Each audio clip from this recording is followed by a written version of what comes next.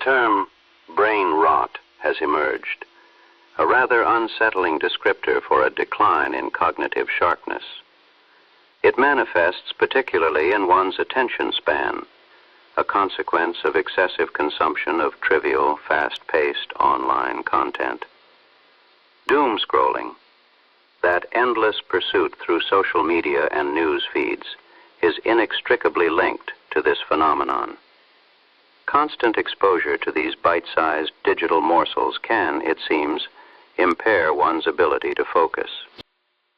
The act of scrolling through short videos trains the brain to seek quick, novel rewards. A digital Pavlovian response, if you will.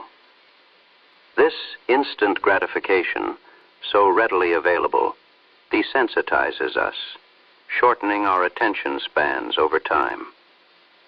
The brain, it seems, begins to crave that next dopamine hit, that next fleeting moment of novelty. And when it is not stimulated by a screen, anxiety may arise. Doom scrolling and rapid music consumption both train our brains for this instant gratification. These habits erode our ability to focus on longer, more immersive experiences. The very design of these digital platforms, I fear, affects not only our attention spans, but our capacity for deeper engagement with the world around us. A similar pattern emerges in music consumption. On platforms like Spotify, listeners often scroll through songs, seeking instant appeal. If a song doesn't immediately capture our attention, we skip to the next track, a behavior strikingly parallel to swiping past a dull video. This skipping culture suggests a grazing listening style. Instead of patiently listening, users sample a bit and move on. The entire experience, it seems, has shifted from listening to grazing. The EchoNest analysis quantifies this behavior. Nearly 25% of songs are skipped within the first 5 seconds. About a third are skipped within 30 seconds. Almost half, roughly 49%, are skipped before the song concludes. On average, a listener skips around 15 songs per hour. Today's listeners often hear less than half of a song before moving on. The entire experience, it seems, has shifted from listening to grazing. Our attention in music has become as fragmented as in social media scrolling. Modern pop songs are intentionally crafted to grab attention immediately. The hook, the chorus, often placed in the first few seconds. The goal, I gather, is to impress listeners within the first 5 seconds, to prevent skipping. The parallels are unsettling.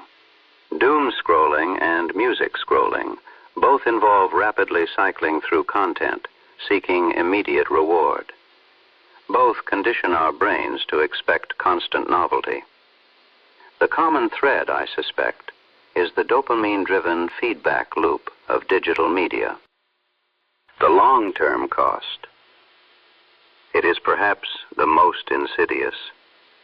Constantly skipping tracks for a quick payoff, doom scrolling endlessly. These erode our capacity for deeper engagement. We risk reducing our ability to enjoy longer, more immersive experiences. Our attention, once a vast and open field, becomes a series of fleeting glances. We become less tolerant of anything slow, anything unexciting.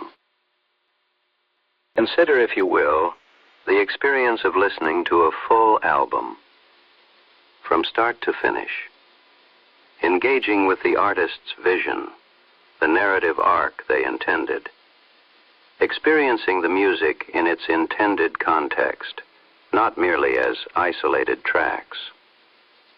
And then there is the vinyl record, a tactile and immersive experience. the subtle noise of the disc scratching becoming part of the experience itself. It encourages a more focused and deliberate approach, a return, perhaps, to a more complete form of listening.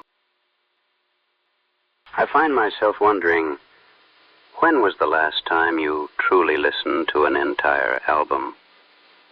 Consider the artist's intent, the narrative woven within the tracks. And when did you last listen to a vinyl record, embracing the tactile experience, the subtle imperfections?